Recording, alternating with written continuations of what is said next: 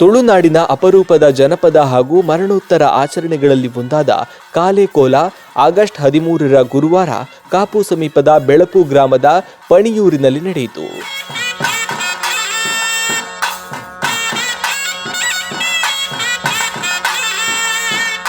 ಶತಾಯುಷಿಯಾಗಿ ಬದುಕಿದ ಐಕಳಬಾವ ಶಾಂಭವಿ ಶಂಕರಶೆಟ್ಟಿ ಅವರ ಉತ್ತರ ಕ್ರಿಯೆ ಅಂಗವಾಗಿ ಈ ವಿಶಿಷ್ಟ ಸಂಪ್ರದಾಯವನ್ನು ನೆರವೇರಿಸಲಾಯಿತು.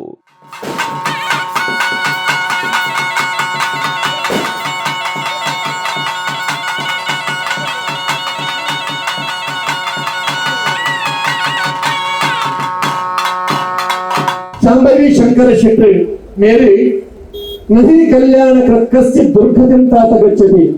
ಏನು ಎಟ್ಟೆ ಕೆಲಸ ನಲ್ಪುವೆ ಖಂಡಿತವಾದ ಆ ಪೊರ್ಮುಡು ತನ್ನ ಜೀವನವನ್ನು ಸಾಗಿಸಾವೆ, ಶತಾಯುಷಿಯಾದ ಬದುಕುವೆ, ಆರೋಗ್ಯಪೂರ್ಣವಾದ ಬದುಕುವೆ ಪಂಪಿಂಚಿತರणे ನಮ್ಮ ತುಯ್ಯ ಕರೆಡೆ 2 ವರ್ಷದ ತುಂಬು ಶಾಂಭವಿ ಅಕ್ಕನ 100ನೇ ವರ್ಷದ ಒಂದು ಕಾರ್ಯಕ್ರಮ ಆಡಿ ಮಸ್ತ್ ಜನ ಬೆನ್ನೇರಿ ಗಣ್ಯರು ಬರ್ತದೆ.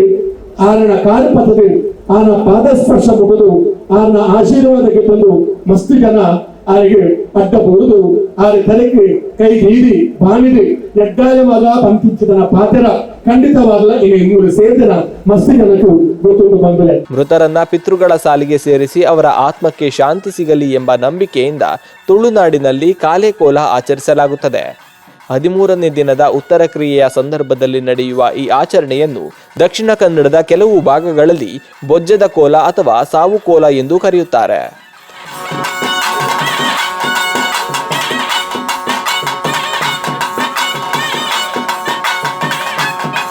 ಕಾಲೆ ಕೋಲದಲ್ಲಿ ನಲಿಕೆ ಸಮುದಾಯದ ವೇಷಧಾರಿಗಳು ಮೃತರ ರೂಪವನ್ನು ಪ್ರತಿನಿಧಿಸಿ ನೃತ್ಯ, ಅಭಿನಯ ಹಾಗೂ ಸಂಭಾಷಣೆಯ ಮೂಲಕ ಮೃತರ ನೆನಪುಗಳನ್ನು ಜೀವಂತಗೊಳಿಸುತ್ತಾರೆ.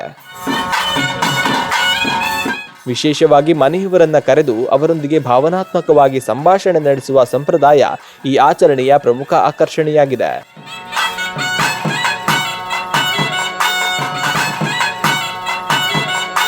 ಪಣಿಯೂರಿನಲ್ಲಿ ನಡೆದ ಈ ಕಾಲೆ ಕೋಲವನ್ನು ಕಣ್ತುಂಬಿಕೊಂಡ ಸ್ಥಳೀಯರು ಇಂತಹ ಅಪರೂಪದ ಸಂಪ್ರದಾಯವನ್ನ ಮುಂದಿನ ಪೀಳಿಗೆಗೂ ಉಳಿಸಿ ಬೆಳೆಸುವ ಅಗತ್ಯವಿದೆ ಎಂದು ಅಭಿಪ್ರಾಯಪಟ್ಟರು.